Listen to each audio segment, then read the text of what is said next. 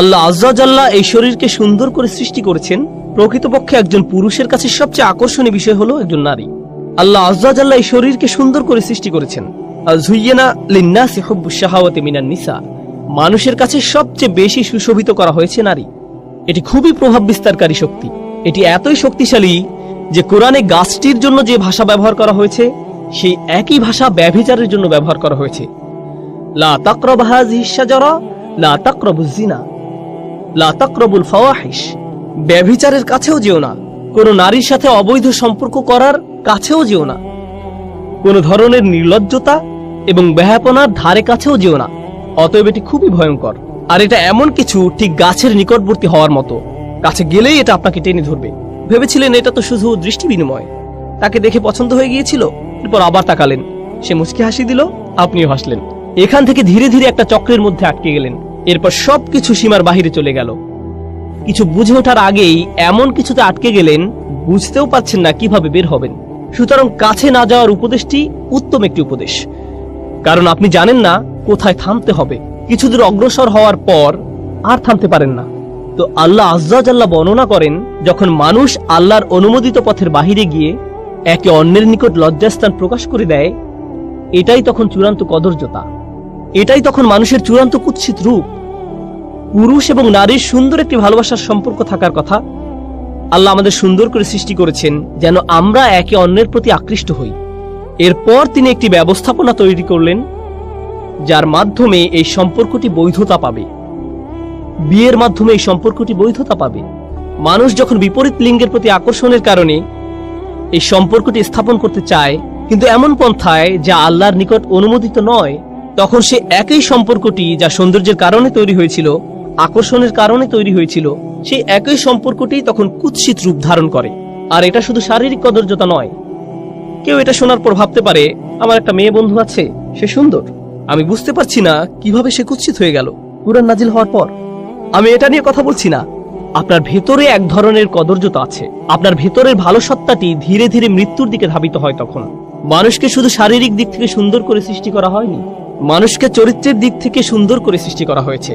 আর আপনি যখন অবৈধ একটি সম্পর্কে জড়িয়ে পড়েন, তখন আপনার ভেতরে যে সৌন্দর্যগুলো ছিল, আল্লাহ আপনাকে যে সৌন্দর্যগুলো দান করেছিলেন, তার থেকে কিছু কিছু তখন আপনার কাছ থেকে পালাতে শুরু করে।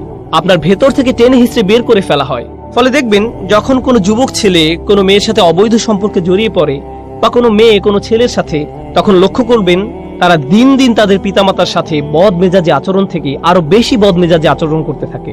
তাহলে দেখা যাচ্ছে এই সম্পর্কটি তাদের জীবনের অন্যদিকে কদর্যতা নিয়ে এসেছে। আপনি বুঝতেও পারবেন না তার এরকম পরিবর্তনের কারণ কি। এটাই হলো সাওয়া বা কদর্যতা। প্রসঙ্গত, কুৎসিতের আরবি হলো কবাহা, এটা কাবিহ, এটা কুৎসিত। তাহলে সাওয়া অর্থ কি? আরবিতে সাওয়া মানে লাশ। লাশ দেখা মানুষের দৃষ্টিতে খুবই অস্বস্তিকর এবং কদর্য। এর দুর্গন্ধ, আকৃতি, গলে পচে যাওয়া মাংস, চামড়া, এর সর্বোচ্চ পোকামাকড়, এর সবকিছুই আমাদের চিন্তায় খুবই অসহ্য। এই চিত্রটি আল্লাহ আজ্জা জাল্লা তুলে ধরেছেন। অন্য কথায়, আপনার শরীর জীবনী শক্তিতে পরিপূর্ণ, কিন্তু আপনার আত্মার মৃত্যু ঘটেছে। আপনার আত্মা একটি লাশে পরিণত হয়েছে। তো সে আপনার কাছে আসবে নির্দোষ সব বিষয় নিয়ে। আপনি তখন ভাববেন, এতে আর কি সমস্যা, মানুষ এটাকে শুধু শুধু খারাপ মনে করে। কিন্তু আপনি বুঝতেও পারবেন না। এরপর সে আপনার কাছে এসে সামান্য একটু পদস্খলন ঘটাবে। আপনার আশেপাশে সবাই বলবে, এটা করো না। আপনি তখন মুখ ঘুরিয়ে বলবেন, এটা কি হারাম? আমি এমন কি করেছি? আমি কি কাউকে খুন করেছি? কি ভুল করেছি আমি? শয়তান ঠিক এই কাজটাই করে। দাল্লাহুমা বিগুরুর। সে আমাদের পিতামাতার সাথেও সব ধরনের প্রতারণার মাধ্যমে এই পদ্ধতি অবলম্বন করেছিল। ব্যাপারটা ইন্টারেস্টিং যে আরবিতে গুরুর মানে প্রতারণা, আবার এর দ্বারা অহংকার বোঝায়। সে মানুষের অহমিকা জাগিয়ে দেয়। মানুষ যখন ছোটখাটো ভুল করে, আর কেউ সে ভুল ধরিয়ে দিলে বা স্মরণ করিয়ে দিলে, এটা স্বামী হোক বা স্ত্রী হোক, বাবা হোক বা মা হোক, কেউ ভুল ধরিয়ে দিলে সাথে সাথে সে মাগরুর হয়ে ওঠে, সাথে সাথে রাগান্বিত হয়ে ওঠে। না, কি বলছো তুমি? তুমি কে আমার ভুল ধরার? এভাবে তাদের ইগো ভালো হওয়ার পথ বন্ধ করে দেয়। যে সমস্যাটা শয়তানের নিজের ছিল, অহংকারের সমস্যা।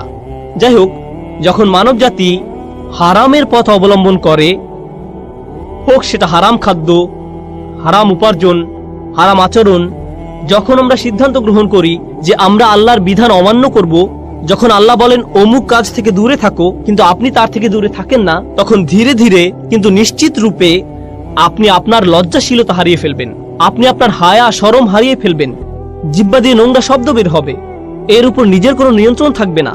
আপনি নির্লজ্জ হয়ে পড়বেন কথায়, নির্লজ্জ হয়ে পড়বেন দৃষ্টিতে, নির্লজ্জ হয়ে পড়বেন কাজের ক্ষেত্রে। এভাবে শুধু পতন হতে থাকবে।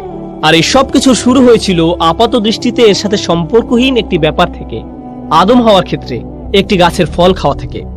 আর আমাদের ক্ষেত্রে যখন কোনো ব্যাপারে আমরা আল্লাহকে অমান্য করব, তার নিষিদ্ধকৃত বস্তুর নিকটে যাব, আমাদেরকে দেয়া আল্লাহর শ্রেষ্ঠ উপহার, আমাদের হায়া, আমাদের লজ্জা, আমাদের শালীনতা, আমাদের সংকোচের চেতনা চুরমার হয়ে যাবে, আমরা এর অযোগ্য হয়ে পড়ব। কিন্তু যদি শয়তানকে আপনার অন্তরে প্রবেশ করতে দেন, যে জিনিসগুলো কুৎসিত মনে হওয়ার কথা ছিল তাই আপনার কাছে সুন্দর মনে হওয়া শুরু করবে। এরপর সমাজের অবস্থা এমন পর্যায়ে এসে উপনীত হয়, আপনি যত কম জামা কাপড় পরবেন, আপনার জামা কাপড় যত খোলামেলা হবে। রাসূল যেমন বলেছেন, কাসিয়াত আরিয়াত সাল্লাল্লাহু আলাইহি সাল্লাম, এক সময় মহিলারা এমন ভাবে জামা কাপড় পরবে, যদিও তাদের শরীরে কাপড় থাকবে কিন্তু দেখতে মনে হবে উলঙ্গ। জামা কাপড় এমন টাইট হবে, মনে হবে যেন শরীরের উপর রং করা হয়েছে, কোনো কিছু সে পরিধান করেনি। অবস্থা এমনই হবে এক সময়, আর এটাই মানব জাতির কাছে সুন্দর মনে হবে। কিন্তু পক্ষান্তরে প্রসঙ্গত এটা শয়তানের ফাঁদ। মানব জাতির চূড়ান্ত ব্যর্থতা হবে তখন যখন নির্লজ্জতাকে সুন্দর মনে হবে, উদযাপন করা হবে। প্রসঙ্গত তারা কি করে, এখানে উপস্থিত অনেক যুবক ছেলের জন্য সিয়াম পালন করা অনেক কঠিন মনে হয়, কারণ সে নিজে নিজে প্রতিজ্ঞা করেছে রমজানে সে কোনো মুভি দেখবে না। ওরা আপনাকে মুভি দেখার জন্য কিভাবে প্ররোচিত করে, ওরা ট্রেইলার বানায়।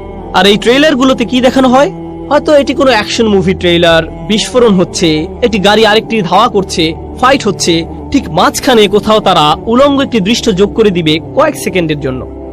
মুভির গল্পের সাথে এর কোনো সম্পর্ক নেই। তারা এটা দিয়ে লোভ দেখায় যেন আপনি বলে ওঠেন, ও আমাকে এখন এটা দেখতে হবে। তারা এভাবে আপনাকে আটকে ফেলে, তারা বেহায়াপনাকে উদযাপন করে, তারা এমন জিনিস উদযাপন করে যা মানব জাতির দৃষ্টির আড়ালে লুকিয়ে থাকার